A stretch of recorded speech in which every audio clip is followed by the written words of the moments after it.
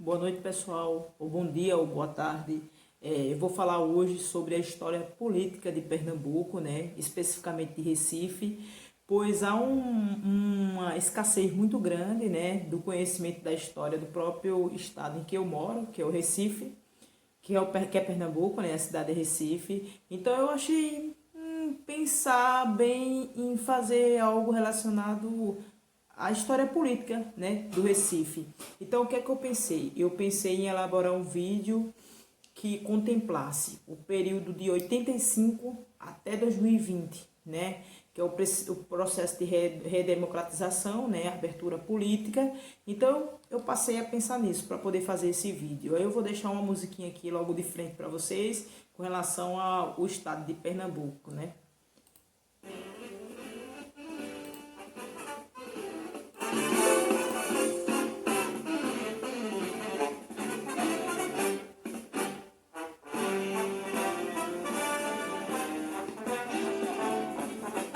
Coração do Brasil, em teu seio corre o sangue de heróis rubro-veio, que há de sempre o valor traduzido.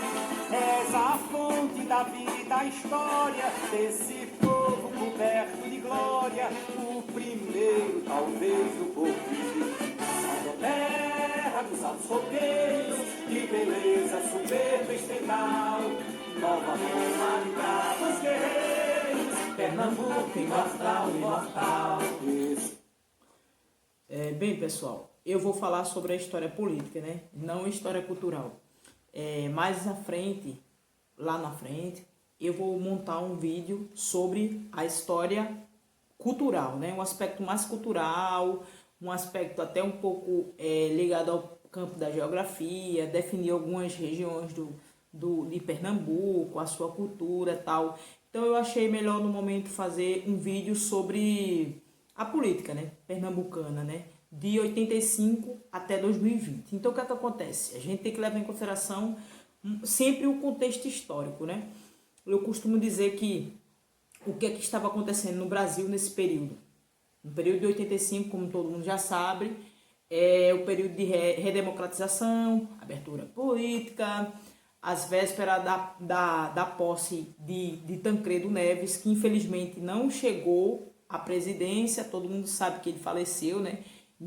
Tinha sido internado num hospital de base, mas veio a óbito, não conseguiu tomar posse, felizmente. Então o vice José Sarney, ele toma a posse, né, como presidente do país nesse período, e Sarney teve uma posse contestada, né? Muitos dizem que como poderia Sarney ser eleito em um processo de redemocratização se ele apoiou a própria ditadura militar no período. Mas aí eu não vou entrar nessas questões porque eu quero ser o mais breve possível. Então, assim, nesse período também houve o que Sarney presidiu, a elaboração da instauração da Constituinte, né, de 1988, né, a Constituição Federal. Nessa Constituição, ela foi considerada por Ulisses Guimarães como uma Constituição cidadã, né? Aí agora eu vou para o ambiente político de Recife, né? Recife, nesse período, ele também estava havendo a abertura política no Brasil, o Recife estava passando pelo mesmo processo. O que é que acontece? Como os prefeitos, deputados eram eleitos, né, pela ditadura militar, pelos militares no caso, então os militares na época haviam escolhido o Gustavo Krause, né, que era prefeito na época. Ele presidiu a prefeitura de Recife dos anos de 1979 a 1982. Né? Foi o período que Gustavo Krause presidiu a prefeitura. Só que, por incrível que pareça, o Gustavo Krause ele tinha um viés mais de esquerda, né? Mesmo tendo sido escolhido pelos militares. Muitos até tentavam dizer que o Gustavo Krause ele tinha ligação com grupos paramilitares do Uruguai, que era os Tupamares. Só que na verdade isso era tudo mentira, porque não existia grupo paramilitar nenhum. O que existiam eram pessoas de esquerda que militavam na época, eram pessoas que tinham um viés trotskista, marxista, stalinista, e não eram nada de guerrilheiros do Uruguai, nada disso, certo? Então a gestão de Gustavo Krause foi voltada para questões urbanas, né? Foi um período em que ele tentou fazer houve uma abertura de vários partidos. Então acho que foi um período de normalidade democrática no governo desse prefeito, Gustavo Krause. Posteriormente ao Gustavo Krause, o Joaquim Francisco, né, que ele presidiu a prefeitura de Recife de 1983 até 1985, certo? Quais foram as características do governo de Joaquim Francisco? Joaquim Francisco também, né, ele pegou o finalzinho ali da ditadura militar, então ele teve como características mais profundas posteriormente, né? Eu vou falar posteriormente dele, porque agora nesse período eu preciso falar de uma pessoa que tem um papel fundamental aqui na história de Pernambuco, que é o Miguel Arraes, né? O Miguel Arraes, ele tinha sido exilado em 64, né? E ele voltou ao Recife nesse período de 85, mas ele não estava tão esperançoso com a probabilidade de ganhar a prefeitura, porque ele tinha sido exilado e achava que a chance de uma eleição direta era quase que impossível. Mas na realidade houve eleição, né? E para surpresa do Miguel Arraes, o que é que acontece?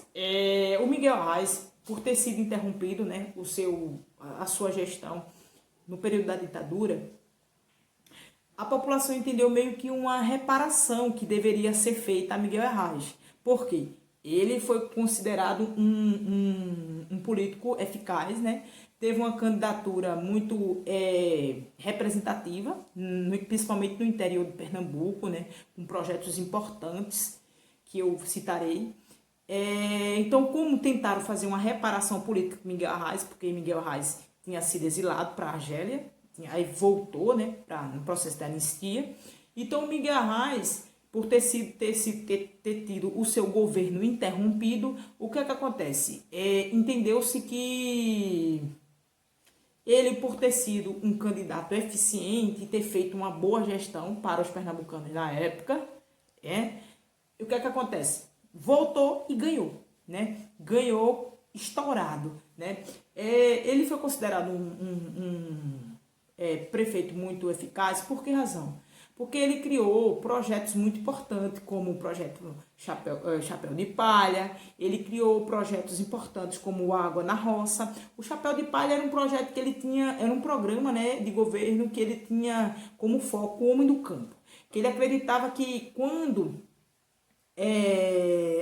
o processo de entre-safra da cana não tivesse sendo surtindo efeito econômico para para os canavieiros, então essas pessoas poderiam vir trabalhar em pequenas obras aqui no Recife. Então foi isso um projeto que ele fez. E com relação à água na roça, era fornecido motobombas, né, de irrigação de pequenos agricultores. Então assim, ele ganhou muita popularidade por isso. Ele foi considerado também chamado de pai Arraes, né? Eu lembrei até um pouco de Getúlio Vargas, né, que Vargas ficou na memória social como o pai dos pobres, né? Então assim, fez uma lembrança com Vargas assim, em algum momento. O que é que acontece?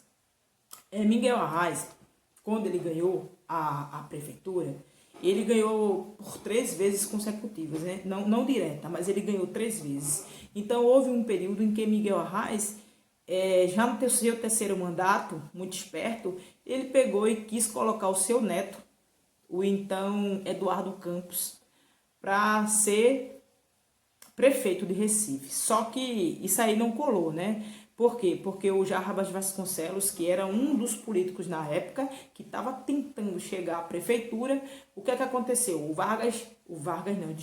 O Jarbas não concordou, né? O Jarbas chamou a atenção, fez crítica, disse que não, que ele já tinha sido eleito muito tempo, porque ele ia tentar jogar o neto para a política, né? Para vocês lembrar bem, né, quem é o neto de Miguel Reis, o Eduardo Campos foi aquele que infelizmente sofreu um acidente aéreo em 2014, né? Ele tentava a presidência da República e o avião dele caiu e ele veio a óbito, né? Ele e as pessoas que estavam lá no avião com ele, porque o avião explodiu.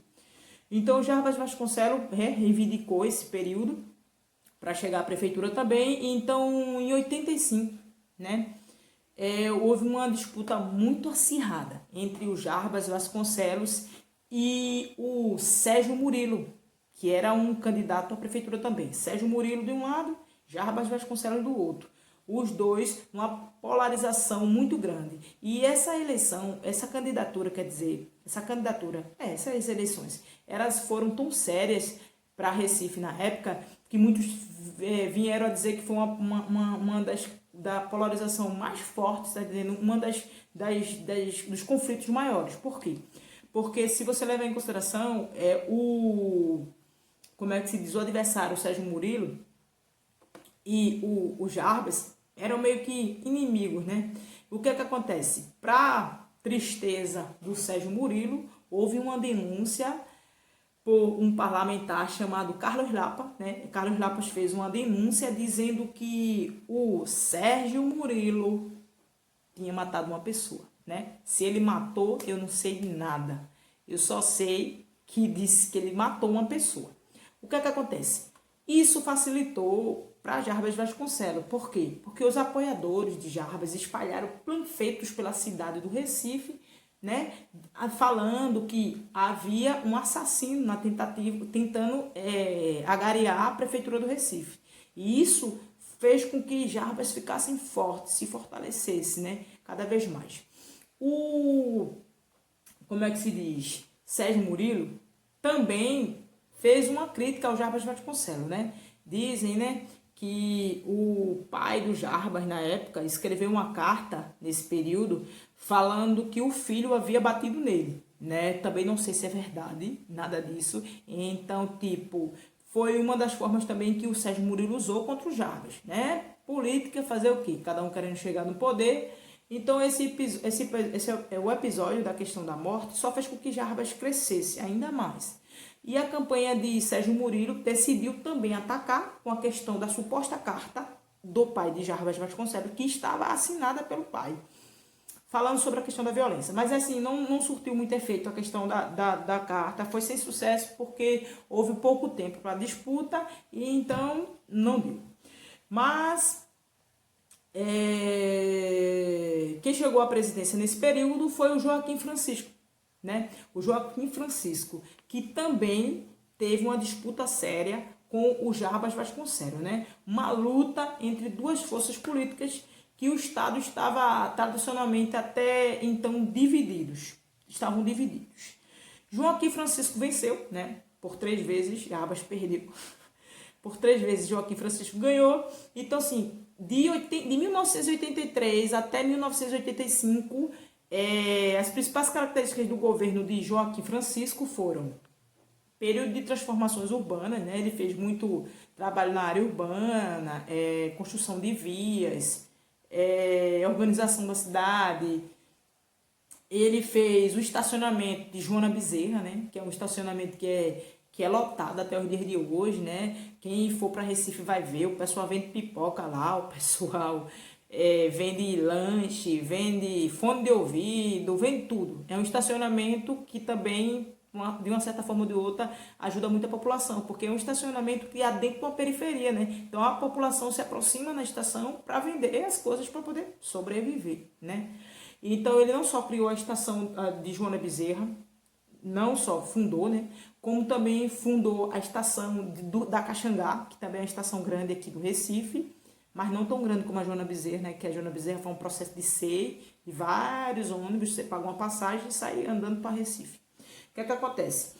Ele também criou estacionamento, além de Joana Bezerra e da Caxangá, ele criou estacionamento na Mostardinha, no Jordão, na Mangueira, né? Além disso, o Joaquim Francisco, ele fez uma coisa meio que muito moderna para a época, né? Me chamou muita atenção na época, que foi, sabe o quê? os trens elétricos, que eram considerados, trem não, desculpa pessoal, ônibus, os ônibus elétricos, que era considerado ônibus que era silencioso e não poluente. Se essa história deu certo, eu não sei. Sei que foi esse um dos projetos que chamou muita atenção, né? Mas também disse que o pessoal tinha medo na época de entrar naqueles ônibus, porque ficava os dois, o fio, né? Que nem o metrô, puxando a energia da cidade. Então tinha pessoas que tinham medo, né? Daquilo ali. Vai entender o imaginário das pessoas na época, né? O que é que acontece? Posteriormente ao governo do Joaquim Francisco, vem o Jarbas Vasconcelos, que faz uma aliança com um antigo partido opositor, que era o PFL. O PFL era um partido opositor a Jarbas. Era um partido opositor a Jarbas. E Jarbas também fazia oposição a esse partido. Então Jarbas pegou, né? Fazer o quê? Você pode com o inimigo se alia a ele, né? É um ditado popular. Então alia-se a ele. Então o Jarbas se aliou ao PFL e saiu vitorioso. Finalmente ganhou. Chegou à prefeitura do Recife e ele ficou na prefeitura do Recife de 1993 até 1996. E quais são as características do governo de Jarbas? Ele fez uma administração voltada para a cidade também. Muitos fizeram coisas ligadas à área urbanística, né? Porque é uma questão que se vê, né? Que as pessoas observam, que as pessoas veem. Então ele fez uma administração para cuidar da cidade. Então ele agiu em áreas como Beberibe, né? Quem é de Recife sabe, até porque a história está voltada para o Recife, para Pernambuco. Ele investiu em infraestrutura, na limpeza de canais, né?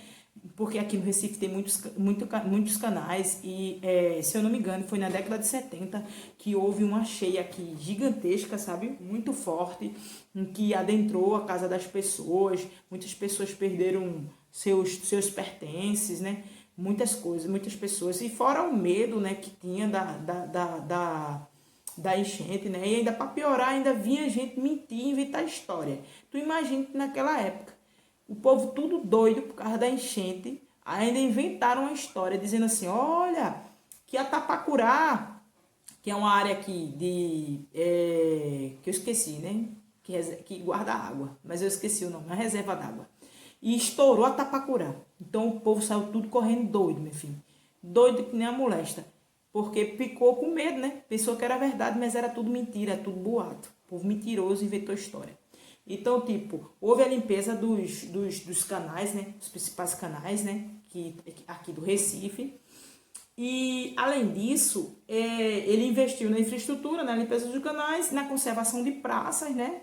Diga-se de passagem, praças mais para o público mais abastado, né?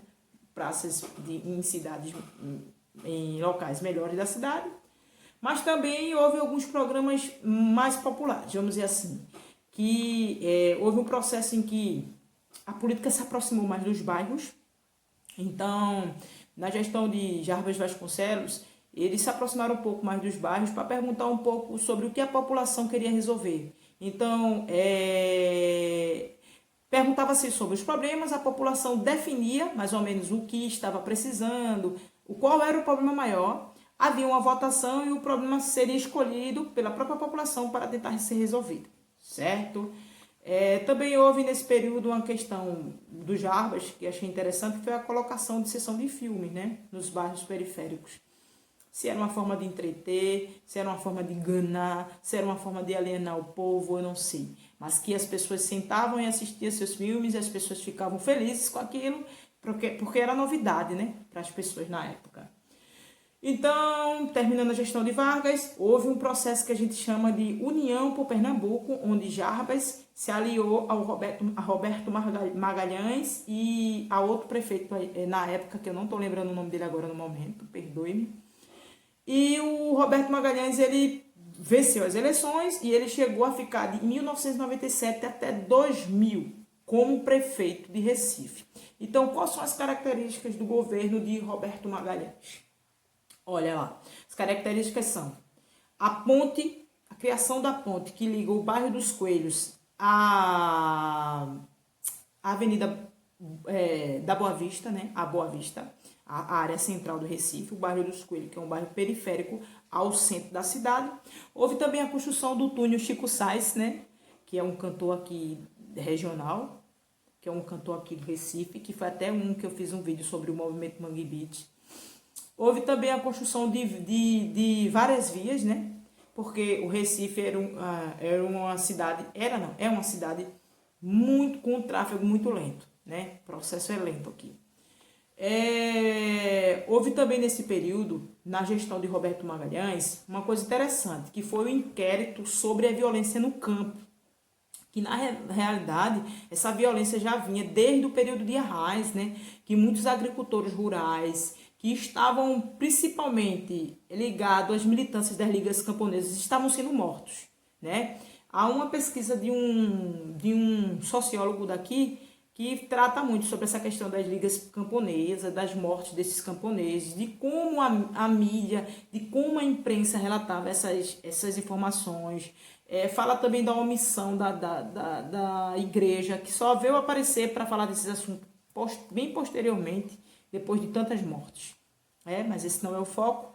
E então, depois do governo de Roberto Magalhães, vem então João Paulo, né? João Paulo chega à prefeitura em 2011 e fica até 2014 e é reeleito em 2005 e fica até 2008. Ou seja, ele teve 12 mandatos seguidos aqui no Recife. Quais as características do governo de João Paulo? João Paulo, ele fez um governo muito voltado para a questão da cultura, né? Ele tinha uma questão muito forte ligada à questão da transversalidade da cultura, né? Focar nessa questão do Recife, projetos como Recife Muito Cultural. Ele também fez o que a gente chama de descentralização dos bairros do Recife, que foi a descentralização dos polos dos carnavais. Muitos entenderam que a descentralização dos polos era um ponto positivo, porque as pessoas que não podiam ir ao centro da cidade para brincar o carnaval tiveram a oportunidade de ter alguns cantores e cantores de nome, né, cantores importantes dentro do próprio bairro da periferia. Outros já viam com outro olhar, dizendo que João Paulo fez uma jogada política no sentido de que, quando ele descentralizou os bairros, né, dos canaviais, não, para o carnaval, fez essa questão dos polos atrativos no próprio bairro, era para manter a população pobre nos seus bairros, para que essas populações não fossem ao centro da cidade.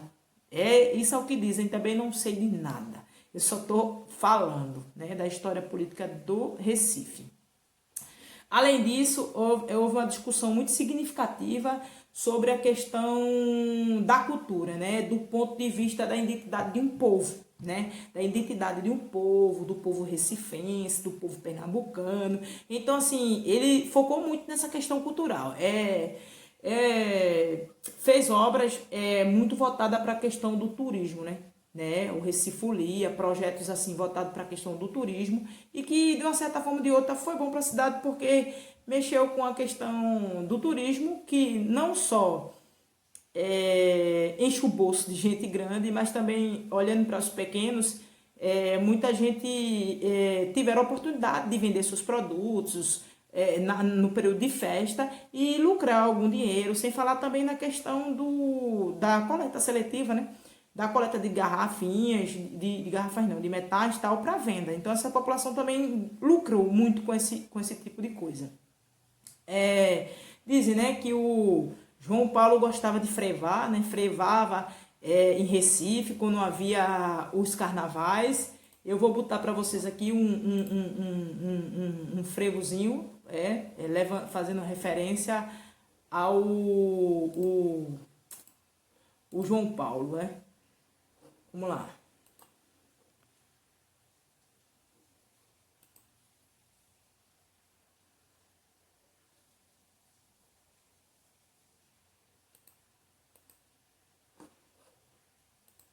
Eita, tá demorando um pouquinho, né? Acho que é a internet que não tá muito legal. Choveu pra caramba agora de noite. Então, a minha internet não é das melhores. Pegou!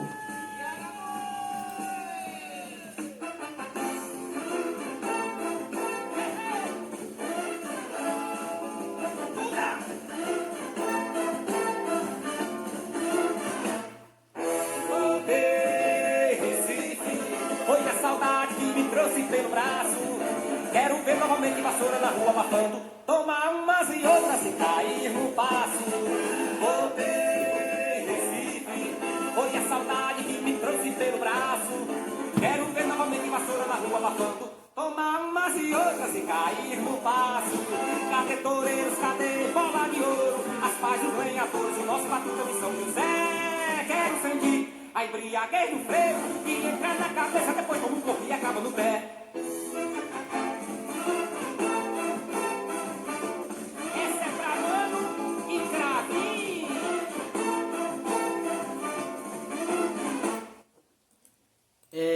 Pronto, botei essa música em homenagem ao João Paulo, né? Que ele gostava tanto de frevar, gostava tanto de frevo, né? E fez um investimento muito ligado a essa questão do turismo. Também ele fez um investimento, o João Paulo, na área da educação, né? Na área da educação. Houve algumas melhorias, sim, né? Não tão significativas e como deveria, mas houve sim um certo investimento na educação nesse período, certo? Posteriormente ao João Paulo, quem venceu as eleições foi o João da Costa, outro João, né? Que também era do partido do PT, né? Que é o Partido dos Trabalhadores. E João da Costa ficou entre os anos de 2009 a 2012 como prefeito de Recife. Eu não lembro de muitas coisas assim do governo de João da Costa, não. Mas eu lembro de um evento em que ele visitou uma comunidade dos caranguejos tabaiares, né? Que é um caranguejo que fica... Um caranguejo não, uma área pobre aqui do Recife, em comunidades que viviam da coleta de caranguejos, né? São comunidades antigas que viveram ali do que a maré dava, né? Do que a maré tinha para oferecer. Então, ele veio com um projeto de tentar reurbanizar, né, o Canal do Prado, que faz ligação com essa questão também que essas comunidades estão inseridas. Então, o que é que acontece? Dizem que o projeto que ele queria fazer impactava cerca de 150 mil famílias, né? Então, ele teve que fazer com que essas famílias fossem relocadas. Dizem que ele iria criar um conjunto habitacional, que criou um conjunto habitacional para relocar essas 150 famílias. Se isso aconteceu de fato, eu não tenho certeza. Se realmente ele relocou essas famílias, eu não tenho certeza. E também havia também a questão de muitas famílias também ter sido indenizadas e não recebeu o valor muito abaixo do praticado pelo mercado, né? Eu não sei necessariamente como foi o processo realmente do governo de João da Costa, porque João da Costa, ele tinha entrado em conflito com o João Paulo. O João Paulo tinha entrado em conflito. Foi um dos problemas que fez com que o PT ele passasse por um processo de reorganização interna, né? De crise no próprio partido. Então, porque pessoas do próprio partido brigaram. Isso também fez uma abertura muito boa para os seus adversários políticos, né? Chegar a chegar ao cargo de prefeito no Recife. Então, o que é que acontece? Com a saída do João da Costa, né? Em 2013, vence o Geraldo Júlio, né? Que é o atual prefeito de Recife e que entrou em 2013 e terminou a gestão em 2016, mas ganhou em 2017 e está no exercício do seu governo. Então, ainda está no exercício do governo dele, estamos em 2020, ele está lá governando. O que é que eu posso falar sobre o Geraldo Júlio no momento? É que ele foi responsável pela implementação do Hospital da Mulher no Recife, que eu acho bacana pra caramba e acho importantíssimo, né? Esse Hospital da Mulher, né? Que não aqui fazendo campanha para político nenhum, nem querendo babar ninguém, mas acho interessante porque muitas mulheres precisam desse serviço, sem falar de mulheres do próprio interior do Recife que vêm para cá fazer alguns tratamentos aqui nesse hospital, certo? Ele fez um programa, o Geraldo Júlio, de robótica, né, nas escolas, né? Eu vi os robozinhos lá, chegando na escola, essas coisas todas não, mas tudo bem. O robô se mexe, dança, cantar musiquinha e pronto aí. Ele fez o hospital, ajudou a fazer o hospital, a fundar o Hospital Veterinário do Recife, que eu também acho uma grande questão, muito bom. E em 2016 ele foi reeleito com a maior votação da história do Recife. E está em exercício até o momento e terminou, gente. Eu falei dos prefeitos de Recife de 1985, um processo de reabertura e redemocratização política até o momento. Então eu vou fechar esse vídeo aqui com o hino de Pernambuco, certo? Seus montes e vales e rios, proclamando o valor com teus brios, reproduzem batalhas cruéis, no presente és a guarda avançada, sentinela indormida e sagrada, que defende da paz dos lauréis. Salve a terra dos altos coqueiros, que beleza soberba extremal, nova Roma de bravos guerreiros, Pernambuco imortal, imortal. no futuro és a crença.